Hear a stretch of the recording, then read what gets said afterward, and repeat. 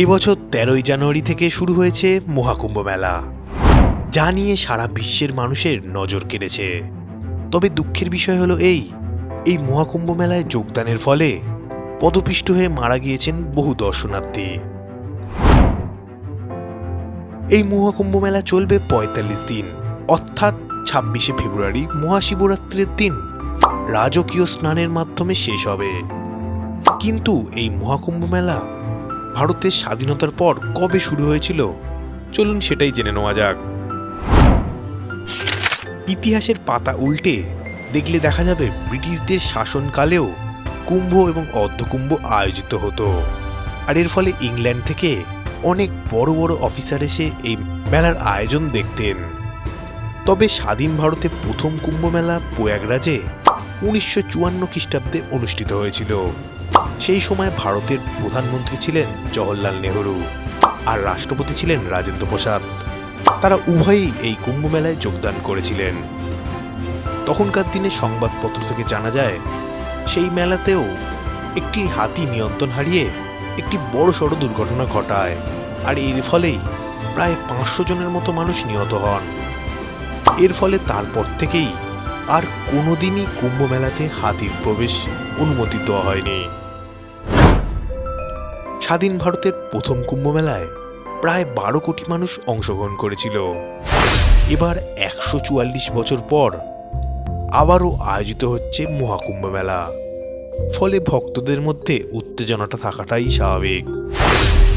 কারণ প্রতি ১২ বছর অন্তর অন্তর হয় পূর্ণকুম্ভ মেলা, তার উপর ১২টি পূর্ণকুম্ভের পূর্ণ হওয়ায় এবছর হচ্ছে মহাকুম্ভ মেলা। কেন শুরু হলো কুম্ভ মেলা, চলুন এটাই জেনে নেওয়া যাক।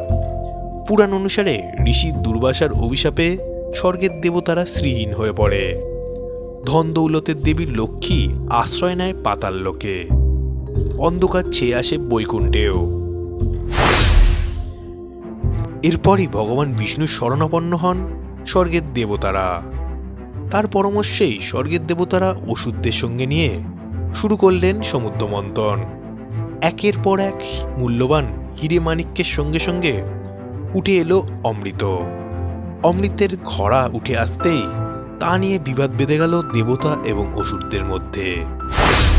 সেই বিবাদ চলল প্রায় ১২ দিনের মতো, আর স্বর্গলোকে ১২ দিন মানে মর্ত্যলোকে সেটা ১২ বছরের সমান।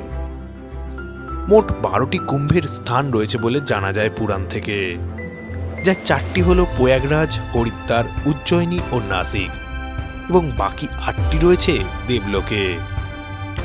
এই কুম্ভ মেলা সাধারণ মানুষের পাশাপাশি সাধু, সন্ন্যাসী ও অঘরীদের কাছেও বেশ উল্লেখযোগ্য।